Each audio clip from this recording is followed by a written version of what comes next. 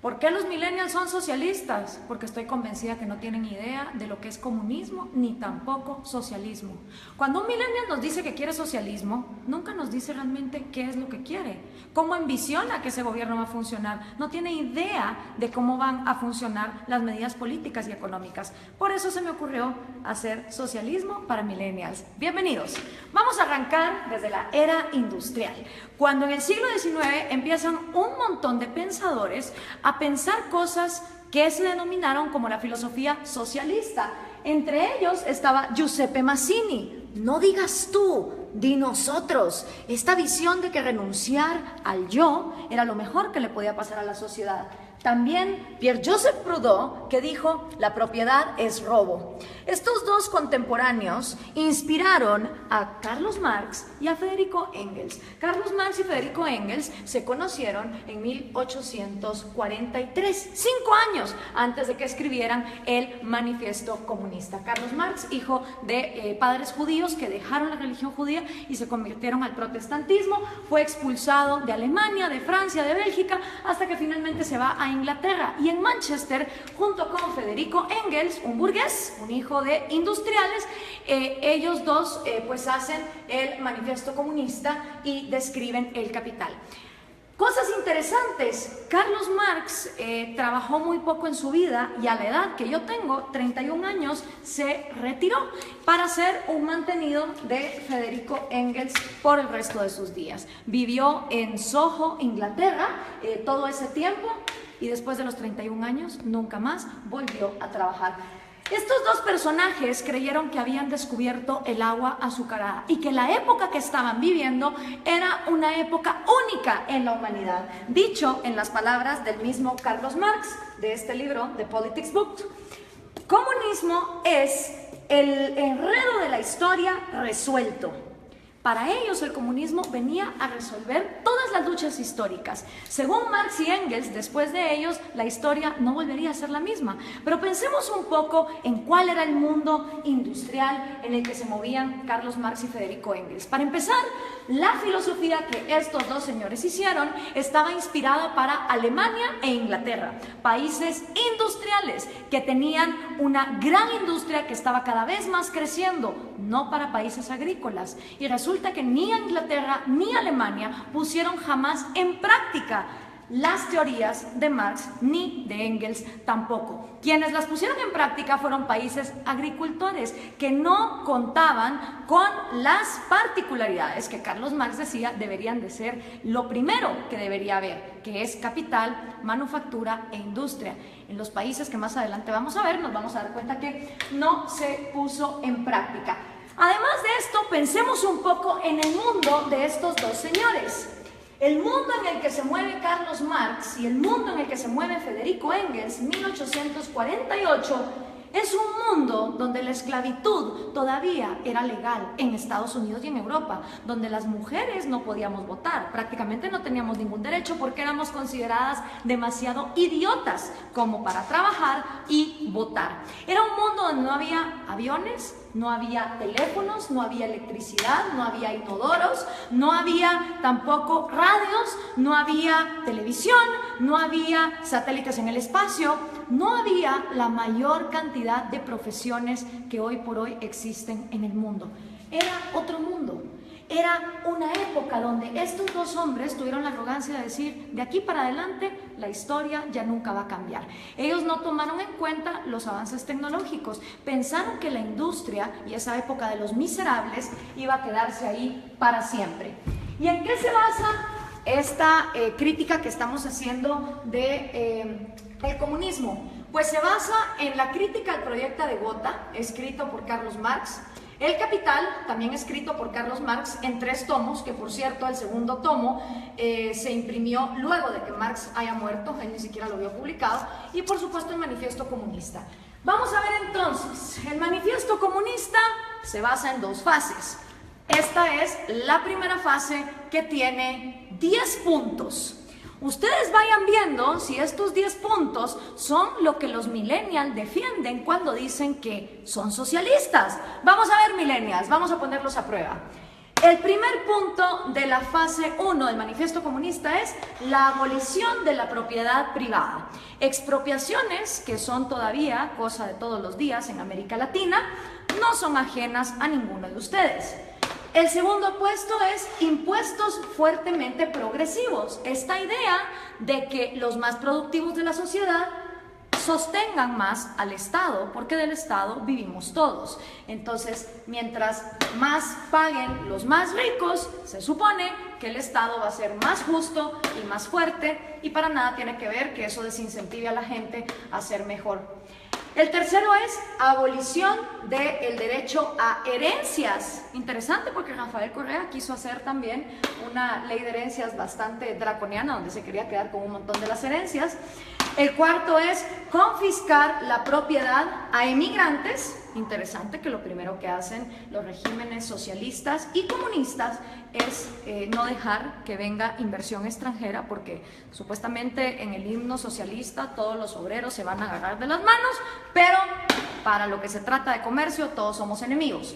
El quinto es centralización del crédito, que solo podías endeudarte con el Estado. La sexta es centralización de los medios de comunicación y transporte. ¿Les suena familiar? Prácticamente en toda América Latina, los regímenes del socialismo del siglo XXI han acaparado los medios. Expansión de empresas estatales. El Estado lo puede hacer todo mejor, porque el Estado es más inteligente que todos los individuos en sociedad.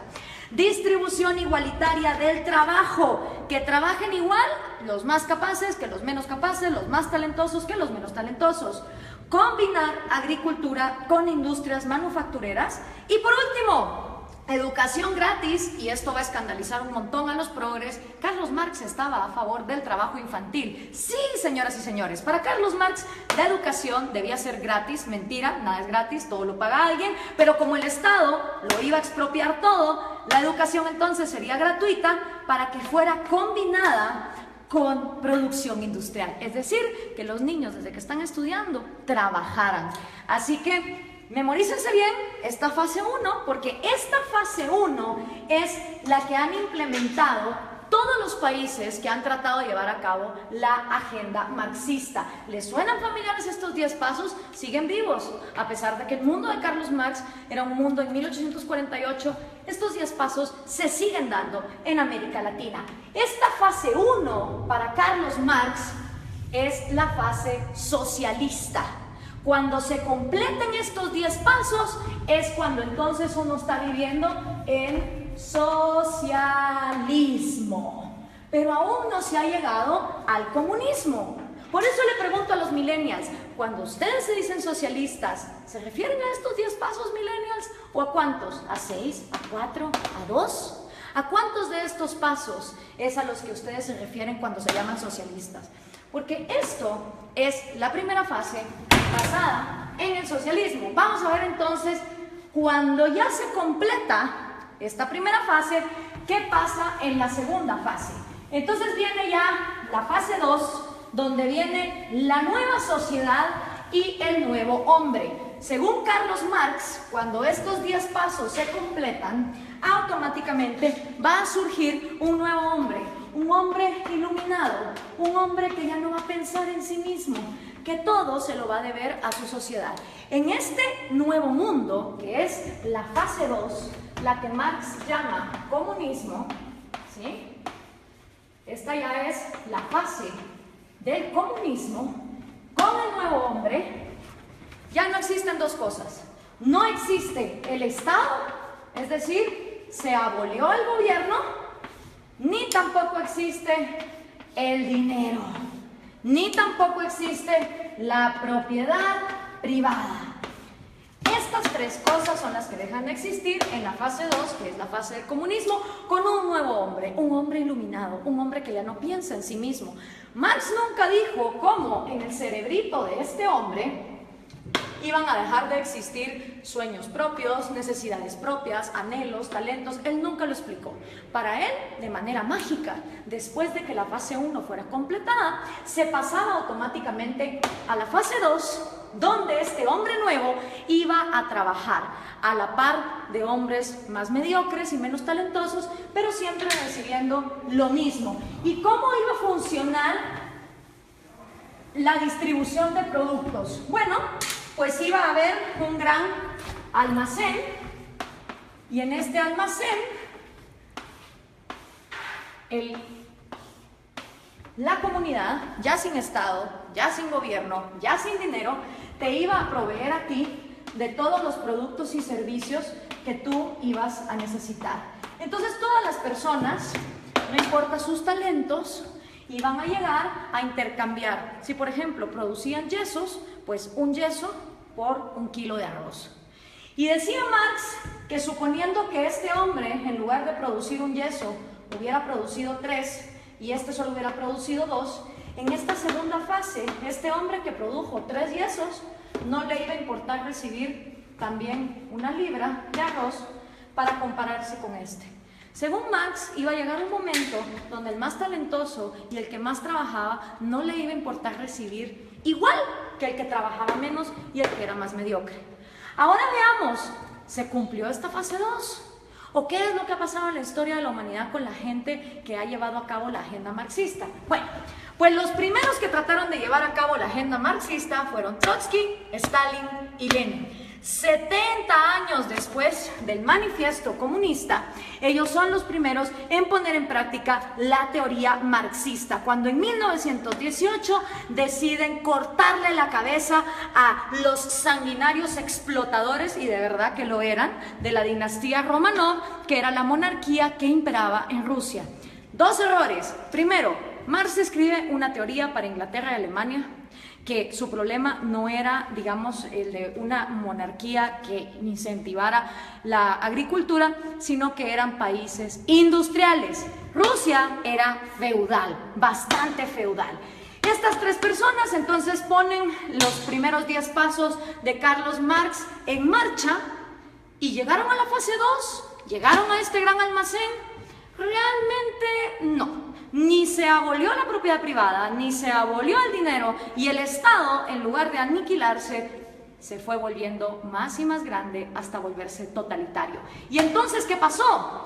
En toda Unión Soviética se desplegaron los gulags. Cada uno de esos puntitos rojos que ustedes ven ahí son los gulags, los campos forzados de trabajo. Claro, desgraciadamente en esa época no había Twitter, no había Facebook, no había Instagram, entonces era muy difícil tener récords de las atrocidades y las violaciones a los derechos humanos que se daban en estos campos de concentración en condiciones de temperatura bastante salvajes y teniendo a la gente hasta lo último en el punto de inanición. Y para darles un ejemplo concreto, aquí hay una foto del Gulag de Ucrania, que era una parte fundamental para el sustento económico del Imperio Soviético, ya que producía 80% del carbón, 85% del hierro y el 70% de los metales. ¿No les suena familiar Venezuela? A ustedes que con el petróleo los tienen similar así.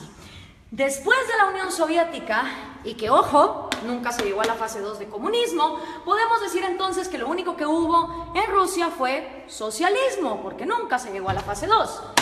El siguiente sanguinario que quiso poner a prueba el comunismo fue Mao Zedong en China. En 1948 entra el Ejército Rojo y Mao hace su propio experimento con 2 atrocidades que aniquilaron a más de 60 millones de personas, que fueron el gran salto adelante y la revolución cultural, que básicamente era una manera de implementar los 10 pasos del manifiesto comunista y que llevaron al peor genocidio que la humanidad jamás ha visto. Y por supuesto, esta idea se trae a casa, y los primeros en traer la casa en su propia versión de Trotsky, Stalin y Lenin son el Che Guevara, Fidel Castro y Camilo Cienfuegos. Cosa interesante, Camilo Cienfuegos y Trotsky, siendo los intelectuales más moderados de este movimiento, fueron asesinados, este por Stalin y Camilo por Fidel Castro. Hasta en eso se parecen estos modelos, donde tenemos sanguinarios que traicionan a sus propios amigos cuando no se vuelven tan pues crueles y dictadores como ellos. Ahora veamos la línea. Entra Fidel Castro a Cuba y obviamente Fidel Castro sigue influyendo en la región. Aquí lo tenemos con Evo Morales y con Hugo Chávez, que traen el refrito, el socialismo del siglo XXI. La misma idea, los mismos 10 pasos, la misma utopía, llegar al gran almacén donde hasta el talentoso iba a renunciar por el mediocre. Y esto se sigue pasando. Aquí está Hugo Chávez con Kirchner, Néstor Kirchner y con Lula da Silva. Y por supuesto sus nuevos reciclados, Dilma Rousseff, que acaba de ser destituida, Mujica, Cristina Kirchner con Hugo Chávez. Si podemos ver, la línea es directa, las ideas son las mismas, es la misma receta y el resultado es el mismo. Entonces, ¿por qué los millennials insisten en ser socialistas? No me cabe la menor duda que es porque no conocen su historia, no tienen idea de lo que significa el socialismo, ni tampoco tienen idea de que el comunismo llega hasta una fase 2 que nunca antes se ha dado. Veamos algunos resultados por acá. Tenemos la cantidad de muertos que el comunismo ha producido. En la Unión Soviética 20 millones, en China 65 millones, en Vietnam 1 millón.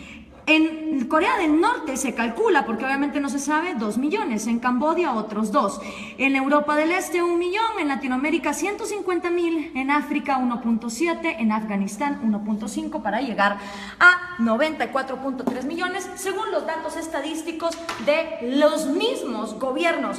¿Y quiénes han intentado el proyecto comunista? Nada más y nada menos que la mitad del territorio del mundo.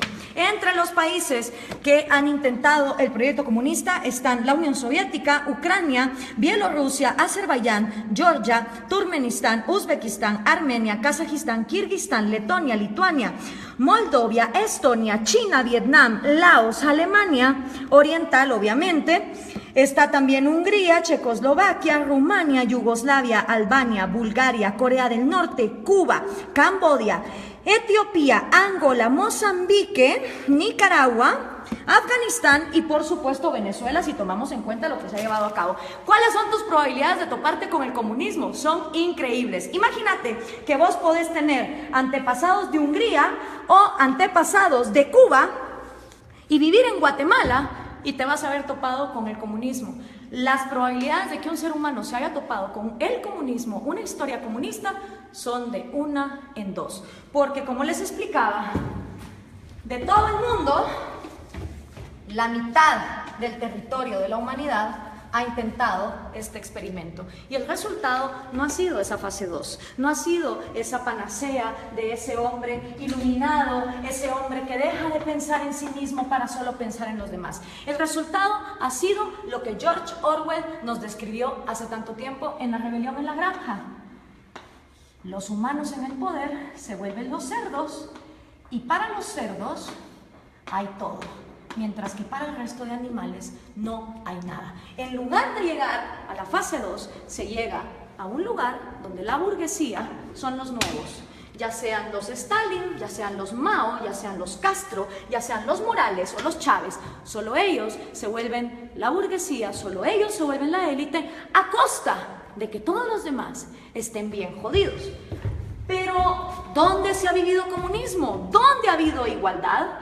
Pues miren, un lugar en el planeta donde hubo igualdad de miseria fue en los campos de concentración de Alemania. Porque ahí, como ustedes se pueden dar cuenta, todos eran iguales de miserables. Obviamente ahí no había propiedad privada, no había dinero, era la panacea. Y Viktor Frankl, que no se lo contaron, él lo vivió, él estuvo en un campo de concentración, uno de los psicólogos más reconocidos del siglo XX, hizo un llamado muy interesante. Everything can be taken from a man. Cualquier cosa puede ser tomada de un hombre, excepto por una. La última de las libertades del hombre. Exigir la actitud que uno va a tener en cualquier set de circunstancias para escoger uno su propio destino.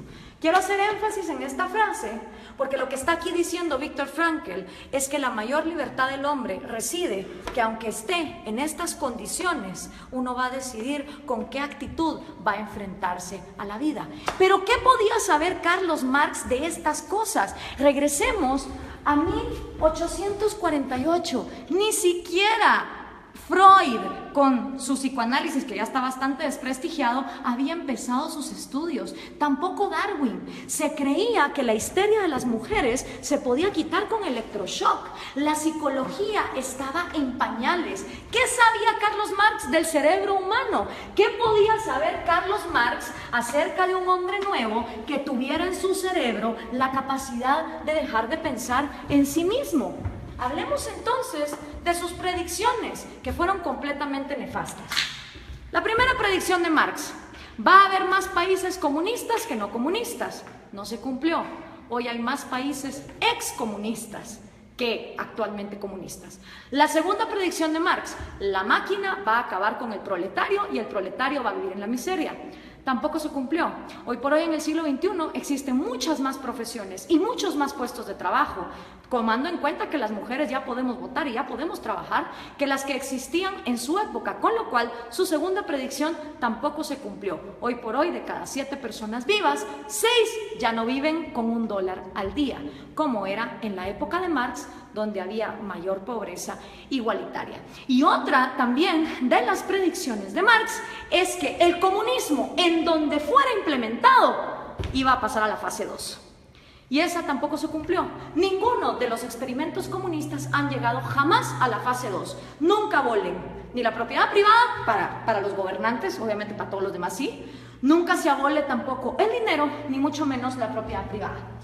Pero aparte de Viktor Frankl, que escribió ese excelente libro de El hombre en busca del sentido, hoy por hoy tenemos excelentes referentes de la psicología evolutiva y la neurociencia que nos pueden explicar cómo de hecho nuestro cerebro no está diseñado para el comunismo. Uno de ellos es David Boss. Él es PhD, profesor de Harvard, de la Universidad de Michigan, de la Universidad de Texas, y ha escrito 7 libros de psicología evolutiva, incluyendo este. No son personas que te lo digan por fe, como te lo dijo Marx, y que solo lo dejó escrito, cómo iba a ser ese cambio en la psicología humana. Son personas que han estudiado la evolución, la genética de la vida, y que entienden cómo funciona el cerebro humano. Y una de las frases de David Boss es: no existe un agente autónomo con intereses llamado sociedad. Esto es una imposibilidad lógica. Sociedad como tal no piensa, no come, no llora, no tiene intereses. La sociedad no es más que el cúmulo de cada individuo. Y somos los individuos y nuestros derechos fundamentales los que realmente existimos en la realidad. Una sociedad de individuos pensantes, libres, funcionales, es una sociedad que avanza. Una sociedad donde todos los individuos se igualan hasta la miseria sin libertad, es una sociedad que no avanza hacia ningún lado. La sociedad como ente no se mueve. Los que se mueven son individuos. Y si algo le interesa a una sociedad que funciona como una célula, es que cada una de sus partes tenga vida, tenga propiedad privada y tenga libertad como sus 3 derechos fundamentales. Pero si eso no fuera poco, Steven Pinker, que también es un PhD, él se ha ganado el premio de la Academia Nacional de Ciencias a la mejor investigación en Inglaterra en 1993. También se ha ganado el premio de la Sociedad Cognitiva de la Neurociencia en el 2010 y ha sido 2 veces finalista del premio Pulitzer. Escribió el libro ¿Cómo funciona nuestra mente? Y una de las frases de Steven Pinker es: el mejor argumento contra el totalitarismo es reconocer una naturaleza humana universal, que todos los seres humanos tenemos un deseo innato por la vida, la libertad y la búsqueda de la felicidad. ¿Qué quiere decir esta frase? Que todas las personas, nazcamos donde nazcamos, en el país en el que nazcamos, en la cultura en que nazcamos, traemos 3 deseos innatos: el amor por nuestra vida, el amor por nuestra libertad y el amor por la propia búsqueda de la felicidad. ¿Qué significa eso?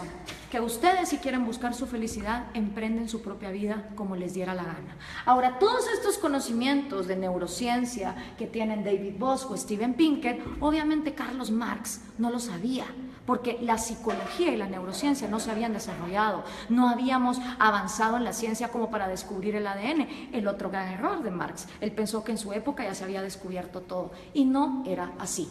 Entonces, al tener estos conocimientos, es inaudito, es inexplicable que los millennials sigan siendo socialistas. La única manera en que me lo explico es que los millennials no tienen ni idea de lo que es socialismo, ni mucho menos comunismo. Y yo, que también soy millennial, pero de la primera generación, de esos que todavía vimos los cassettes y que sabemos cómo funcionan, tenía 5 años cuando cayó el muro de Berlín. Y me acuerdo como que fuera ayer de ver a esas personas celebrando y preguntarle a mi papá, ¿qué se está celebrando ahí? Me dijo, ahí se está celebrando que tenían a una población dividida a la mitad porque de un lado querían salir y no los dejaban. Si una idea es tan buena, no puede ser obligada hacia una cierta población. Y en todo lo que hemos visto aquí, lo único que hemos visto es obligación, hemos visto miseria, hemos visto genocidio. En la libertad no hay garantías. Yo no estoy aquí vendiendo una utopía ni una panacea. En la libertad hay riesgos y puedes perder como puedes ganar. En la libertad también existe la libertad de no participar en el mercado. En un país que vive en libertad, si hay un grupo de personas que quieren vivir como hippies e irse a una montaña y no ser parte del mercado y no tener propiedad privada, son libres de hacerlo. En un país comunista, si uno intenta meter una zona franca de libre comercio en alguno de sus puntos, va a parar a la cárcel o va a parar desaparecido. Esa es la diferencia entre vivir en un lugar donde se garantice la libertad y donde no se garantice. Esta utopía basada en el hecho de que el ser humano debe renunciar a su autoestima y a su amor propio para contribuir a su sociedad, es completamente errada por lo que la historia nos ha comprobado. Y lo único que logra son élites de cerdos, tal cual los describió George Orwell, que se quedan con todo a costillas de un pueblo que pierde lo más importante que todo ser humano tiene, que es su libertad. Espero esto les sirva a los millennials para entender qué es el socialismo y qué es el comunismo. Gracias por compartir.